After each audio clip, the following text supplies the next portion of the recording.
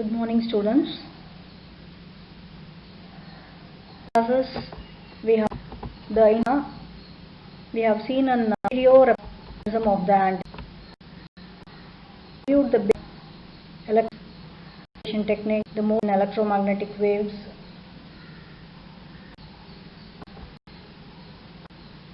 We have seen how we can make a transmission. We have seen the types of antennas, the antenna parameters, wherein we started with the radiation. So in radiation pattern we saw the definition, and we saw that there are two types of radiation pattern, that is the field pattern and the power pattern.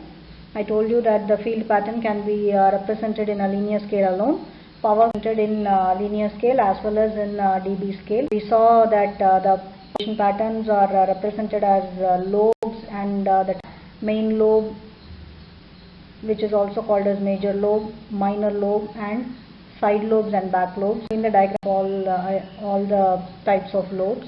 Also seen the two types of beam width, that is the half pattern. We saw that there are three types of radiation pattern, that is isotropic, directional, and so we represent. Then we moved on with the field regions.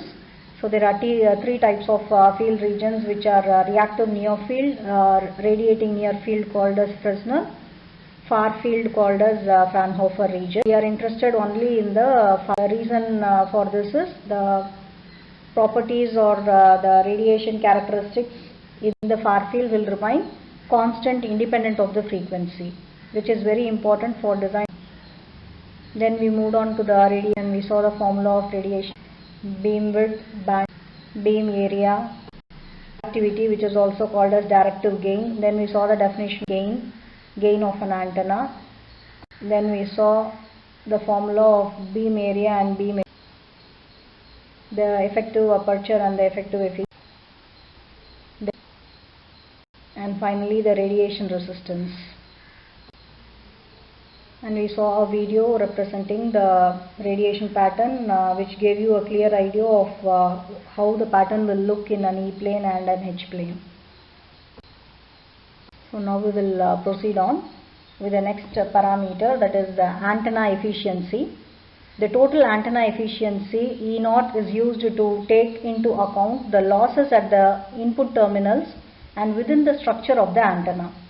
So these losses in the antenna is mainly due to the following two reasons. The first reason is reflections because of the mismatch between the transmission line and the antenna. The second reason is I square R losses, or the conduction and the dielectric loss.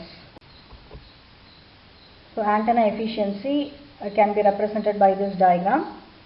So this portion, so here this is the transmission line, and then that is converted into an antenna. So this is the input terminal and this is the output terminal of the antenna, where you are going to calculate the directivity and the gain references. So the loss or the antenna efficiency depends upon these parameters, that is reflection, conduction, and dielectric loss. Reflection loss is represented here, and conduction loss is represented by I suffix C, and dielectric loss is represented by I suffix. Antenna efficiency, overall efficiency is given by E0, which is given by the formula ER, EC, ED, where E0 is the total efficiency, which is a dimensionless quantity. ER is the reflection mismatch efficiency, given by 1 minus reflection coefficient the whole square, again a dimensionless quantity. EC is the conduction efficiency, again a dimensionless quantity, and ED is the dielectric efficiency, a dimensionless quantity. And the reflection coefficients is represented by this parameter, which is given by the formula Zin minus Z0 by Zin plus Z0, where Zin is the antenna input impedance and Z0 is the characteristic impedance of the transmission lines. So these formulas are not new to you. You have already come across this in transmission lines and waveguides. So the next parameter is VSWR, which is voltage standing wave ratio, given by 1 plus reflection coefficient divided by 1 minus reflection coefficient.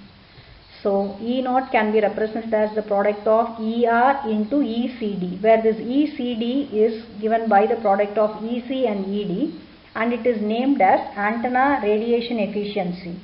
and this is specifically used to relate the gain and the directivity given by the formula 1 minus magnitude of reflection coefficient the whole square. Next property or parameter is antenna temperature.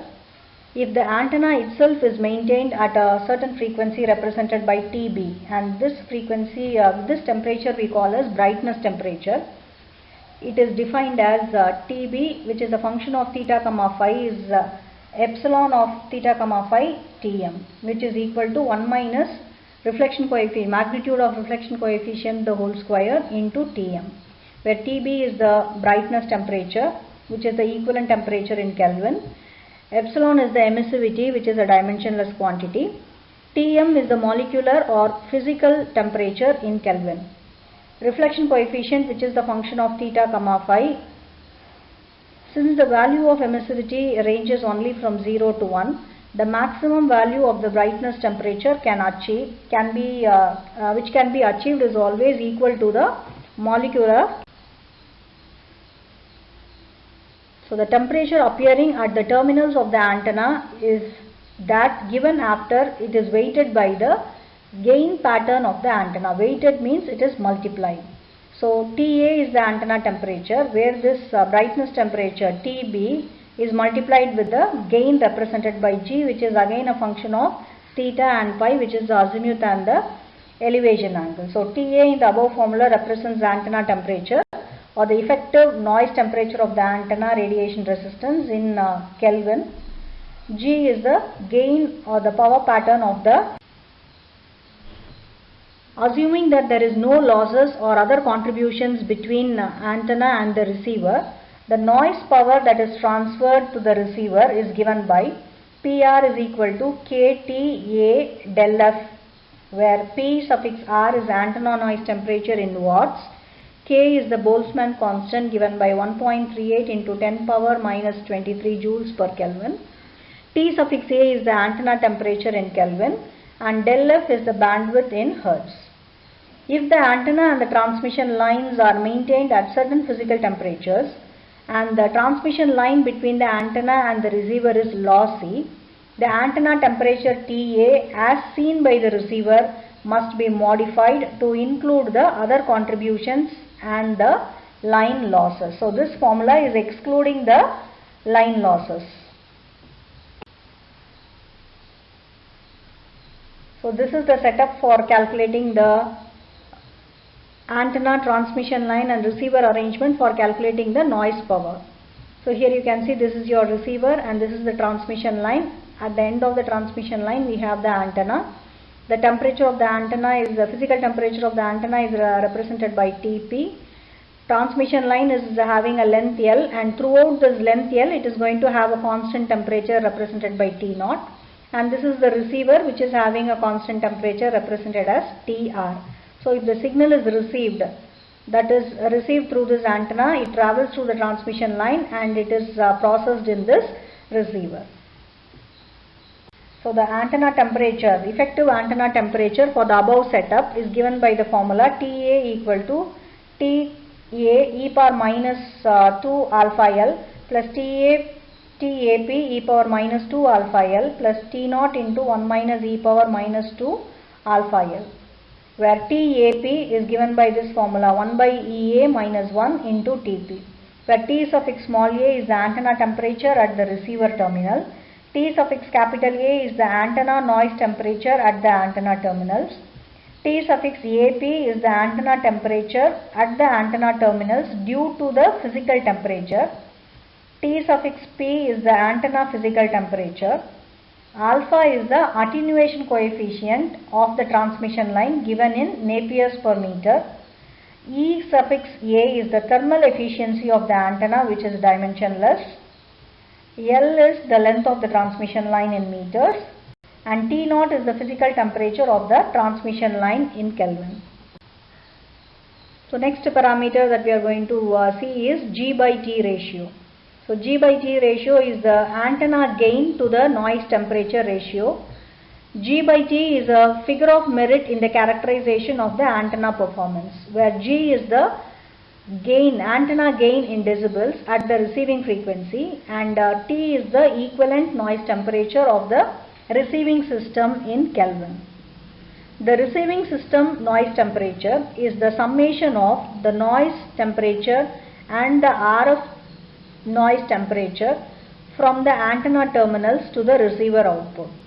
Antenna temperature T suffix ANT is a parameter that describes how much noise an antenna produces in a given environment. So the above parameter is represented by G by T, and it has a unit of dB per Kelvin or dB Kelvin inverse.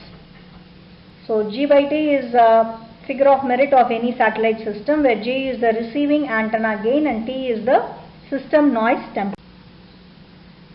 Now next topic is Friis transmission equation.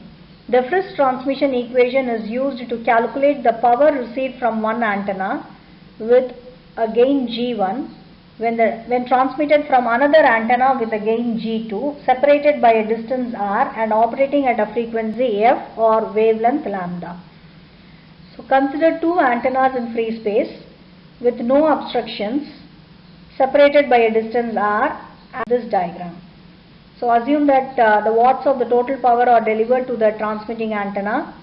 For the moment, assume that the transmitting antenna is omnidirectional, lossless, and that receiving antenna is the far field, and we are also assuming that the receiving antenna is in the far field of the transmitting antenna. We are going to calculate or find an expression for what is Friis formula. So the power density P, which is in watts per square meter of a plane wave incident on a receiving antenna at a distance r from the transmitting antenna, is given by P is equal to Pt divided by 4 pi r square, where Pt is the transmitting power and 4 pi r square, r is the distance between the transmitting antenna and the receiving antenna. So if the transmitting antenna has an antenna gain represented by G suffix T in the direction of the receiving antenna, then the power density equation becomes, that is the above equation becomes Pt by 4r square into Gt, that is you are multiplying the above formula by the antenna represented by Gt. The gain term factors in the directionality and losses of a real antenna. Assume now that the receiving antenna has an effective aperture given by A suffix ER. So in that case, the power received by the antenna is given by PR is equal to the above expression, that is Pt Gt by 4 pi r square multiplied by AER. Since the effective aperture for any antenna can also be expressed in terms of gain, that is AER or AE, can be represented as lambda squared by 4 pi into G. So substituting this expression in the one, so this formula, it is rewritten like this as PR by PT given by the space loss factor multiplied by the gains GT and GR, which is the gain of the transmitter. And so now we will move on to the microwave introduction, which is available in unit 1 of this subject. Now microwaves. What is microwaves? It is again an electromagnetic waves with a frequency band between 1 gigahertz, which is going to have a wavelength of 30 meters, to 3 gigahertz, which is going to have a wavelength of 1 millimeter. So microwave frequencies are further classified into frequency bands such as L, S, C, X, etc. So the requirements of the microwaves are: the receivers need an unobstructed view of the sender to successfully receive microwaves. Microwaves are ideal where large areas need to be covered and there is no obstacle in the path. So this is the microwave frequency band as per ITU radio regulations. So the radio waves are defined by radio regulations of International Telecommunication Union called as ITU. So the radio spectrum allotted for microwave are UHF, SHF and EHF. That is ultra high frequency, super high frequency and extremely high frequency. So all those three categories, that is from 300 megahertz to 3000 gigahertz, you call as microwave frequency. 300 megahertz to 300 gigahertz you call as microwave frequency. So this is the subdivision of microwave frequency band, where you have L band ranging from 1 to 2 gigahertz with a wavelength of 30 to 15 centimeters. So here wavelength is represented in centimeters and frequency is represented in gigahertz. So S band is 2 to 4 gigahertz, C is 4 to 8, and this X band is very important, which is 8 to 12 gigahertz. This X band frequency we will be using in our optical and microwave laboratories. Ku band ranges from 12 to 18, K band ranges from 18 to 27 gigahertz, Ka is between 27 to 40 gigahertz, V band is 40 to 75 gigahertz, and W band is 75 to 110 gigahertz with least wavelength of around 0.4 to 0.27 centimeters. So this is the prefix factors and symbols. So gigahertz we will be using as 10 power 9 represented by capital G. So 10 power 6 is mega, 10 power 12 is tera. So we will be using 10 power 9, which is gigahertz. Advantages of microwaves. So because of high frequency, more data can be sent through microwaves. So bandwidth and the speed is increased. Because of their shorter wavelength, microwaves use smaller antenna. Smaller antennas produce a more focused beam which is difficult to intercept. Disadvantages of microwaves. They require no obstacle to be present in the transmission path. So this is one of the major disadvantages. So it requires line of path communication. The cost of implementing the microwave communication infrastructure is very high. Microwaves are susceptible to rain, snow, electromagnetic interference. Applications of microwaves. So they are used in wide range of applications. I have mentioned a few. It is used as carrier waves in satellite communications, cellular communication, Bluetooth, Wi-Fi, wireless local area network, that is WLAN, and GPS, that is global positioning system. So microwave propagation modes. There are 3 modes of propagation possible in microwave based on the decided distance and the terrain. So one is line of sight, the other one is skywave propagation, the third one is ground reflected path or ground propagation. Microwave signal attenuation. So this diagrammatic representation gives an idea of what happens when the signal has gained, the amplitude is increased. Loss in the signal, you will have lesser amplitude. So the loss may be due to reflection, refraction, scattering, absorption, anything. So in today's class we have seen some of the parameters of antenna, Friis equation, and we have seen an introduction to microwave. Thank you one and all.